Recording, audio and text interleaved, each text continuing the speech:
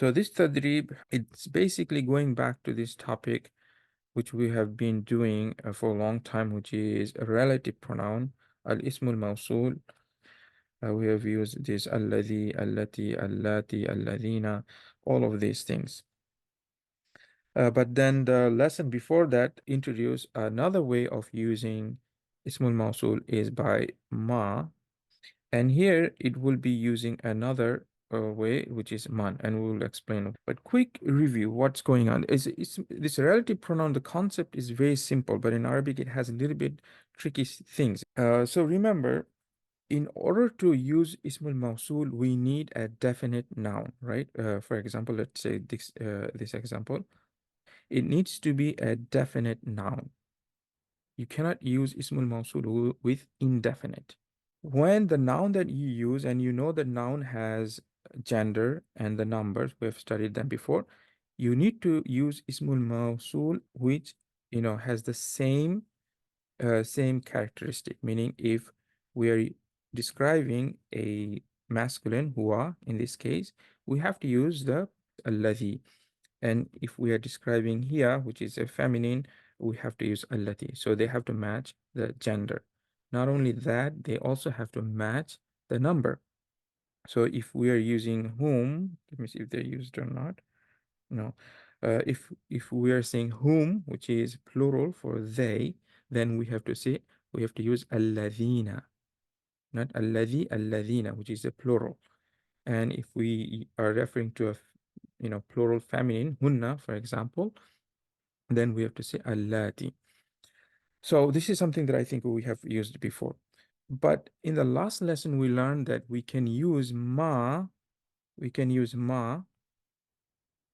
When we use ma, we don't have to deal with none of that. We don't have to deal with whether it is masculine, whether it is singular, plural, dual, it doesn't matter. We can simply use the word ma, and from the context, everything will make sense. So in this lesson, we have man. So what is the difference between ma and man? Ma and man works the same way. We don't have to use ma. Man can be used for anything, for masculine, for feminine, for the singular, for the plural. It doesn't matter. We can use man in replace of the specific versions of this ismul mawsul that we have, like alladhi, allati, alladhina, allati, hakadha. So we can see from this example, it says هو الذي قال هذا الكلام, and he simply is using هو من قال هذا الكلام. Okay, and here we have هي التي فعلت هذا, هي and التي, and as you can see, we're saying here, we're saying same thing, من. هي من فعلت هذا. You understand? So when we use man, we can use it for both masculine and feminine. And not only that, we can also use it for singular, plural, and everything. But what's the difference between ma and man? When do we use man, and when do we use ma? Ma is generally for a non-intellect. Any object, we will be using ma. And man, we will be using for humans or intellect. Okay, this is for human. Just like what we learned, we say ma hadha for something object, but we say man hadha for human being. We don't say ma hadha for human being. Okay, we say man hadha. So this is the main difference that you have to know. And as with regards to how they're using the ma and man, they're same. We can use ma or man for masculine, feminine, singular, plural, doesn't matter. Now, one thing that I have to explain, which is, remember, we talked about when we use alladhi, we need to have a pronoun somewhere in the next sentence that will be connected to alladhi, right? So we say qala hadha al-kalam. So where is the pronoun that's connected to the alladhi? Is the verb qala. It has a hidden pronoun, which is huwa, which is masculine, right? Singular masculine. And this is how we know that this qala is connecting with alladhi. Meaning we cannot say huwa alladhi qalat hadha kalam. We cannot say qalat in here. Why cannot we say qalat? Because the ismul mawsul is masculine. So we have to have a pronoun which matches this word. And as you can see here, we say allati and we say fa'alat. We don't say fa'ala, we say fa'alat because this is matching with the ismul mawsul that we're using. Make sense? But what about when we're using ma or man? In the last lesson we saw when we use ma, we it doesn't matter. For example, if we were to say huwa, because I wanted to bring what the last lesson talked about. Last lesson was about ma and what they did. Every time it used ma for whether masculine or feminine, these sentences were always masculine. So for example, if it was something feminine here and you replaced with ma, it would still be fa'ala. It would still be fa'ala. That's what in the last lesson what they did. Okay, so what's happening here? Why aren't they matching with here? Because this sentence is supposed to match with the ismul mawsul, not what's before it. It's supposed to match with ismul mawsul. So this word alladhi, we know this is a masculine, that's why it's matching with the masculine. And allati, we know is feminine, that's why it's matching with feminine. You understand?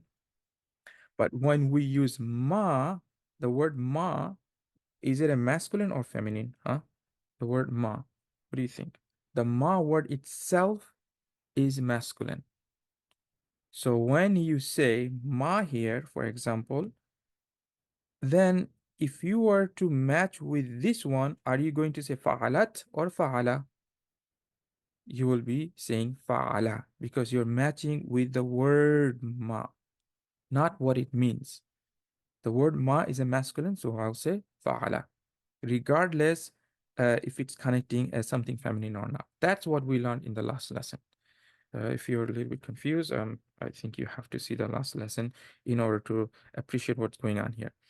So when we use ma, we can use the word, we can match with the word, and we know the ma and man, both of them are masculine. The word itself are masculine. But in this lesson, what they're doing is, look what's happening. It says, huwa man qala, which is matching with the man. As I said, man is a masculine. And but here's saying, hiya man fa'alat. Now you might be confused that I just mentioned that man is masculine. It should be saying fa'ala. And that's why I don't know how the book was expecting the teacher to explain these things without going so much in detail. I was trying to avoid that, but looks like the book is pushing me into it. So what happens is that when you use ma or man, just remember this thing. It's not, let us make this easier, not too much complicated. When you use ma or man, first of all, you have to know when to use ma. Ma we use for non-human and man we use for human. And they replace all of this alladhi, allati, allati, alladhina. But when you use them, the gender would be either you're matching with the word itself, which is ma, and man, which is masculine, or you can match what they mean. You understand? So here, man, it means a feminine thing. It's a replacement, it's a holder for feminine. So you can match it with the feminine. In Arabic, in the grammar, they will say you can match with the loved. Loved is the word itself, or be ma'ana. Ma'ana is the meaning. You can match it with the word itself. So if you're matching with the word, you can say, even here, you can say, hiya man fa'ala. If you say hiya man fa'ala, you are correct. There's no one will argue with you if they know the grammar. Here you can easily say hiya man fa'ala hada. So what are you doing right now? You're connecting with the meaning or the word? You're connecting with the word, not the meaning. But if you say hiya man fa'alat, then you are connecting with the meaning. I know this is a little bit complicated, but I think if you think it through, it will be easy. So now, as you can see, ma and man is much, much easier, regardless which way you use, because you don't have to worry about alladhi, allati, alladhina, allati, all this. You don't have to deal with them. You just use man for human being and ma for non-human being, and everything will be fine. And then the pronoun that you use, whether it is masculine or feminine, that will be pretty much your choice, honestly, at this point. Makes sense? But in this exercise, it looks like they are showing, uh, the man there. Don't think that man, just because it's man, we are forced to match with the meaning. No, it's not like that. The book is making it seem like that, because in the last chapter we dealt with objects, so everything was matching with the gender of the ma, which is masculine. But here they're making it seem like for the man we have to match with the meaning. That is not true. So don't think like that. With the man, you still have an option. You can say hiya man fa'ala hada, or you can say hiya man fa'alat hada. Both of them would be correct. Now, so let's do a few of them. So it says, for example, first one, they want you to use alladhi and allati. You can say huwa, then what do you say? Huwa alladhi or allati. Very simple. We know this. We have used so many times. You say huwa alladhi, what? Najaha fil imtihan. He's the one who passed the exam. Now, exactly same thing you replaced with man. You say huwa man najaha fil imtihan. And now we have here, so you have to be now careful. You cannot say allati, you have to say allati. So you say hiya allati tatanawalu ad-dawa. She's the one who is taking the medicine. You can say hiya man tatanawalu ad-dawa. And as you can see, it is matching with the meaning. Okay, it's not matching with the word. If we say yatanawalu dawa, you can you can say here, you can say yatanawalu. In that case, you will be matching with the word, not the meaning. So, yeah, it is a little bit tricky, but I hope it is clear. And what they're trying to show you is that we can replace man with alladhi or vice versa. You can replace alladhi with man. And we'll just do one more, honestly. هذه البنت هي من تجهز المائدة. هذه البنت هي من تجهز المائدة. This girl or this daughter, she is the one who prepared. جهز يجهز, it means to prepare. I'm not sure if we had this word before. It's to prepare. Okay, جهز يجهز is to prepare. Al-Ma'idah, what is Al-Ma'idah? We have a surah named Al-Ma'idah in the Quran. In our modern context, it means dining table. So how can we change this one to Alladhi or Allati? You say هذه البنت هي, you have to say هي التي تجهز المائدة. So you have to say Allati here. You don't have any option. But what option do you have here? What I mentioned to you is that you can say hiya man what? Tujahizu. When you say tujahizu, it is matching with. Let me ask you, I don't know if you guys are getting it or not. When they use tujahizu, is it matching with the meaning or the word? Because it can be a little bit tricky. So as you can see, it says tujahizu. So this ta is here for the feminine. So it is matching with the meaning and not word. Okay, so if it was matching, remember when it's a word would be this man. The man, is it masculine or feminine? Just look at the word. Forget about anything. The man word. Does it have any indication this? Yeah, it's masculine. Man and ma, both of them are masculine. So if it were to match with the word, it would be yujahizu, masculine. But they are matching with the meaning that this man is representing here. Don't say one of the mistake that beginner students make.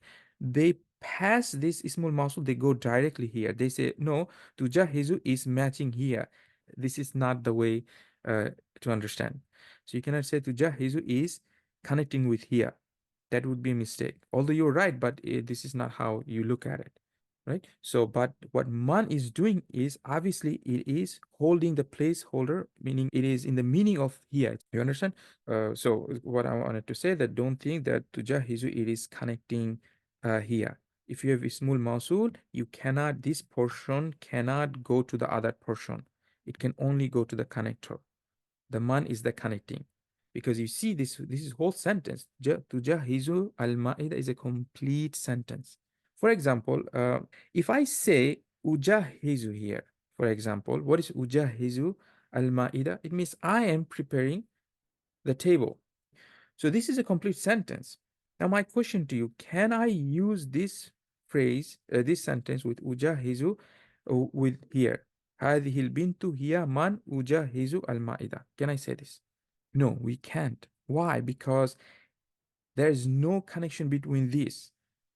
And that's why we say we need to have some kind of pronoun, some kind of, most of the time we use pronoun. There's other ways of connecting.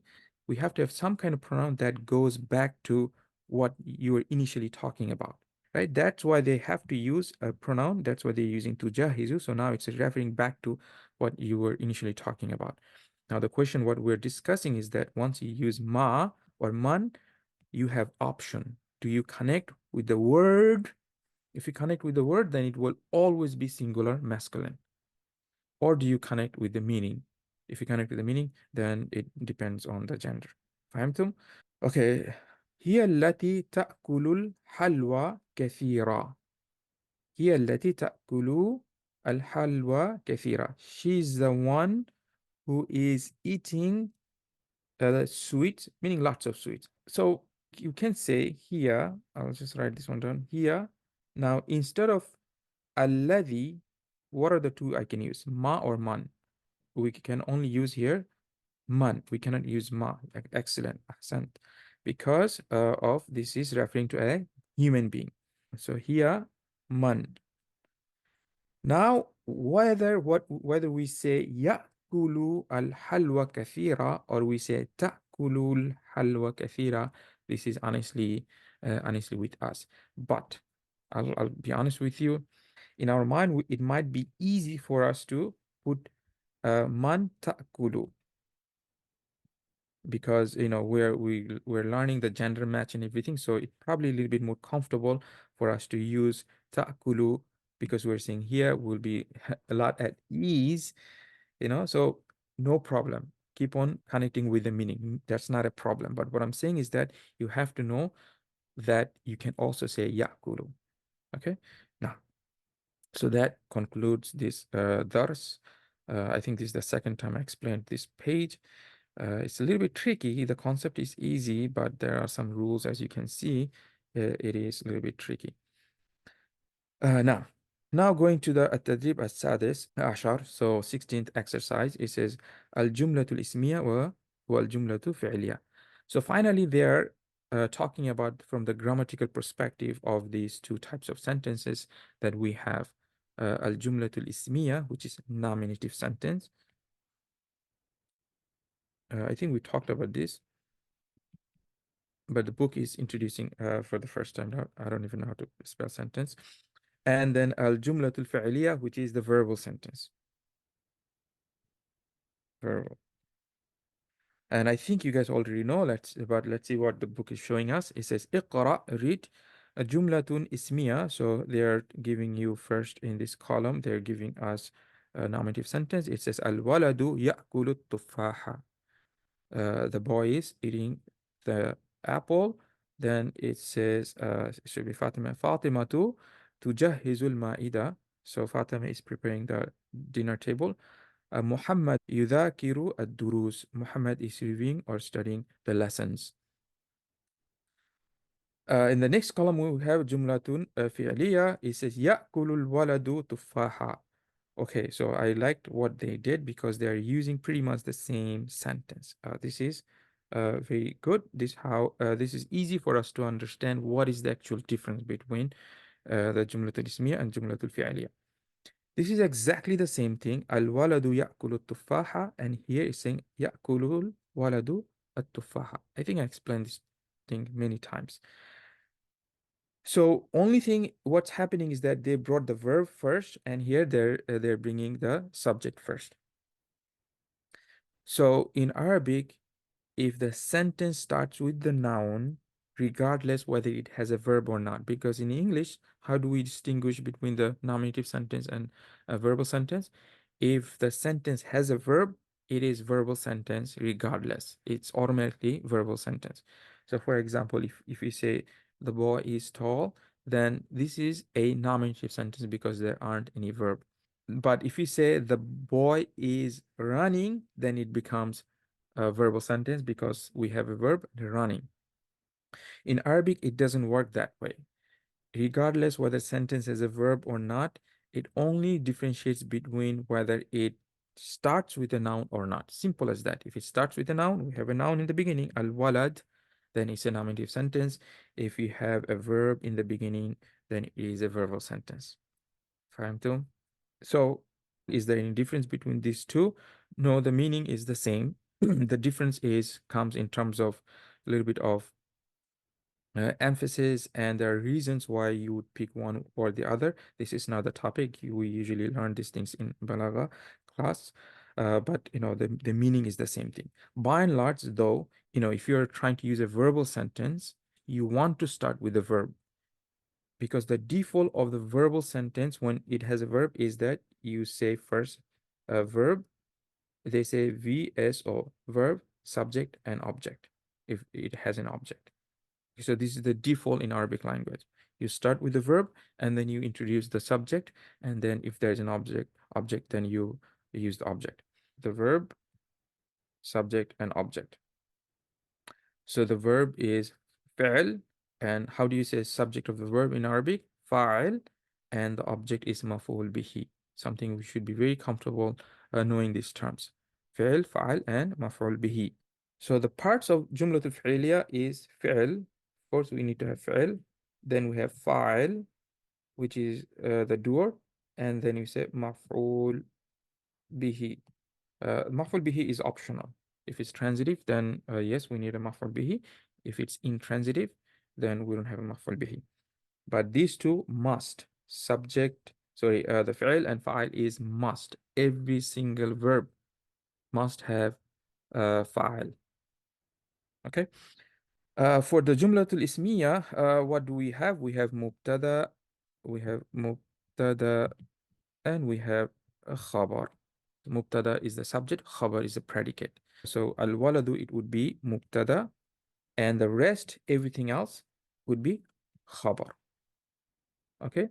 Khabar basically completes the sentence or completes everything that you want to say about the mubtada. So it can be one word, it can be a sentence, it doesn't matter. The whole portion would be khabar. I'm not sure if we have done it or not. In grammar class, you will study something called ahwal al-khabar, different types of predicates that we have. So I'll just quickly mention it.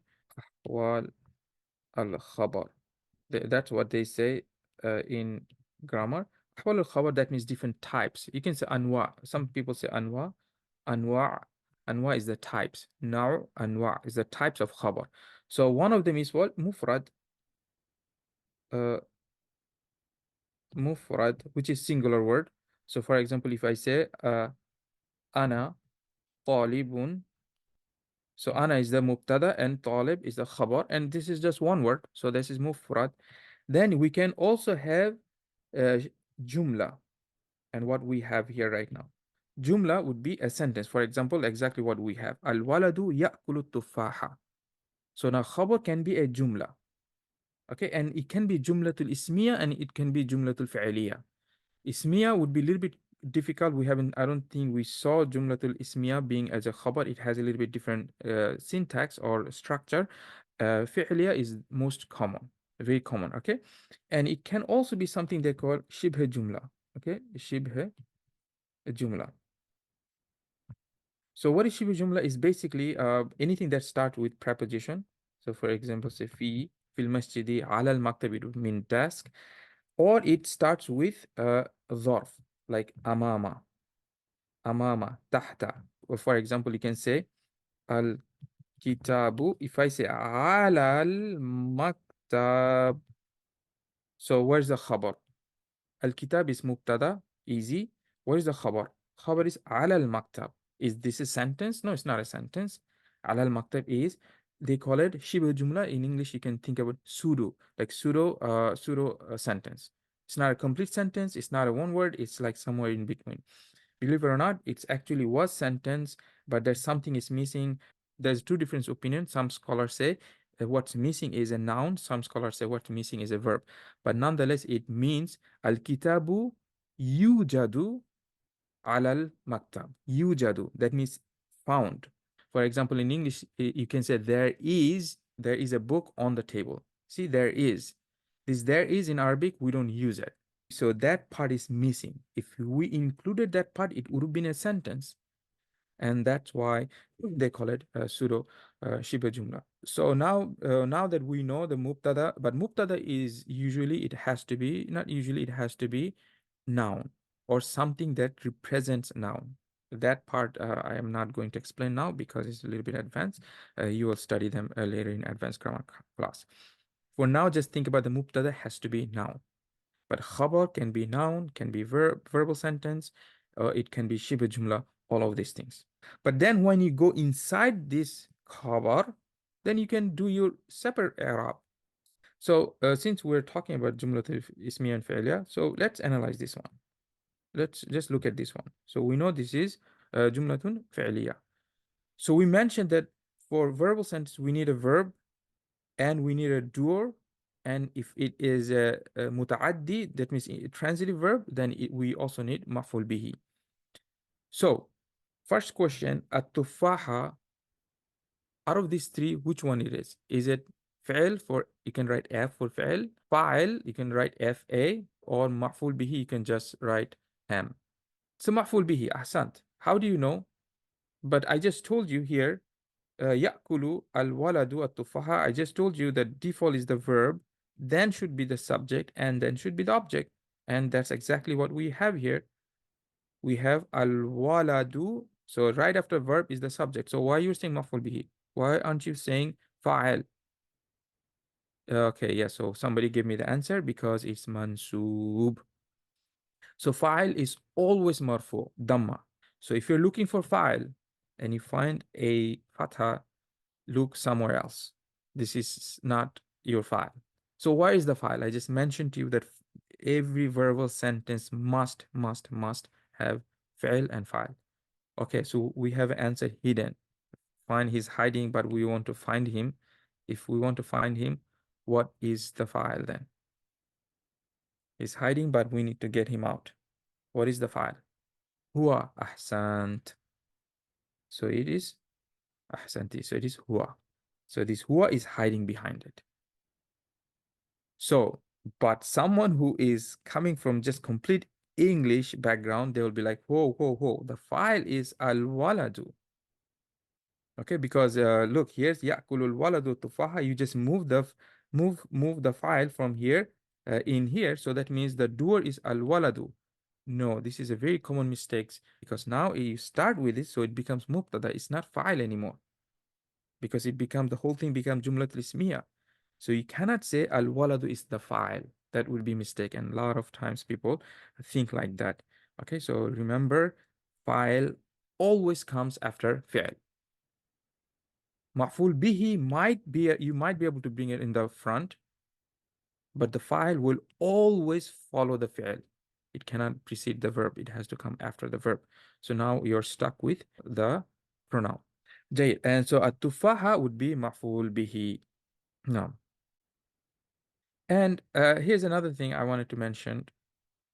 You, I feel like I'm just going to explain more stuff and confuse you guys. You see, إِيَّاكَ نَعْبُدُ وَإِيَّاكَ نَسْتَعِينُ. So, إِيَّاكَ نَعْبُدُ وَإِيَّاكَ نَسْتَعِينُ. مفعول bihi can also come before the fi'l.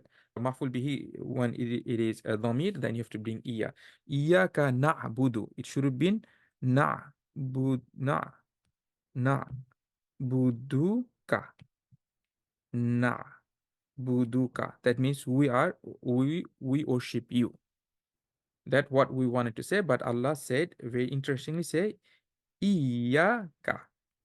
So he brought this ka, remember the kaf we had, which is the maf'ul bihi, he brought in the front. But the main thing that you have to understand from here is that if sentence starts with a noun, that's it, no question, it is nominative sentence. If it starts with a verb, no question, it is a verbal sentence. And also, you must know at this point, you must know the parts of the nominative sentence. The parts of jumlatun ismiya is mubtada and khabar, and parts of jumla fi'liya is fi'l, fa'il, and maf'ul bihi. فعل فاعل and مفعول به. Then he says حول هذه الجمل كما في المثال, change these sentences shown in the example, واكتب نوعها بين القوسين. So remember the now I explained, now is the type. So and write the type of it between the parentheses. So for example it says تعد الأم الطعام. So because it started with the verb, okay, أعد, what is the verb past tense for تعد? Hmm? So the verb is أعد أعد أعد يعد. So تعد الأم, the mother is preparing الطعام. So as you can see, you have a فعل and you have a فاعل and مفعول به. And there are some verbs which is لازم, which is intransitive. They cannot have مفعول به. For example, if you say جلس, جلس, جلس cannot have مفعول به. I mean, even if you wanted to, you cannot put maf'ul bihi. So you can say jalasa al waladu. That's it. You cannot bring maf'ul bihi. The boy sat, right? But the one that is transitive, sometimes you can omit the maf'ul bihi. For example, if you say qara'a is to read, qara'a yaqra'u, can somebody say if is it a transitive or intransitive? Transitive, yes. What are you reading? So you can say qara'a Muhammadun. Here is your Dhamma, Muhammadun al-Kitab. What haraka goes here? Fatha, al-Kitaba. But sometimes you can omit the maf'ul bihi. For example, you can say aqra'u. Okay? For example, someone asked you, what are you doing? What are you doing? You can say aqra'u, I'm reading.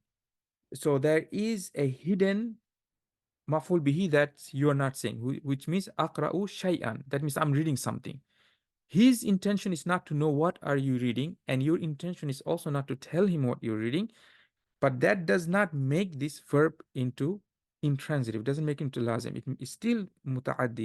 So something that you should keep in mind. Now, so we have fi'il, we have fa'il, and we have maf'ul bihi. فهمتم? Then he just switched it around. So he said al-ummu tu'iddu ta'am. We know now we make it into jumla ismiya. And now instead of fa'il here, it became what? Mubtada. Now it's mubtada. And whole sentence tu'iddu ta'am becomes khabar. Question for you guys before I move. So where is the file here? We just kicked out the file here. So where is the file here? Huh?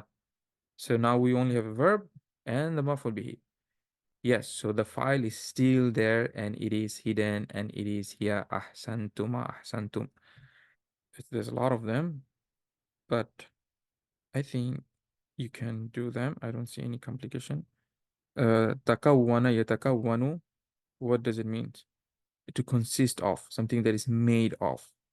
Okay, ingredients. So al-baytu yatakawwanu min arba'i hujarat. Okay, the house is made of four rooms. And don't forget your number rules. These are tricky. So instead of saying min arba'ati, it's saying arba'i because why? Hujra is feminine. Hujra. Okay, hujra has ta marbuta. Is a feminine. And then we know that we have to use opposite gender.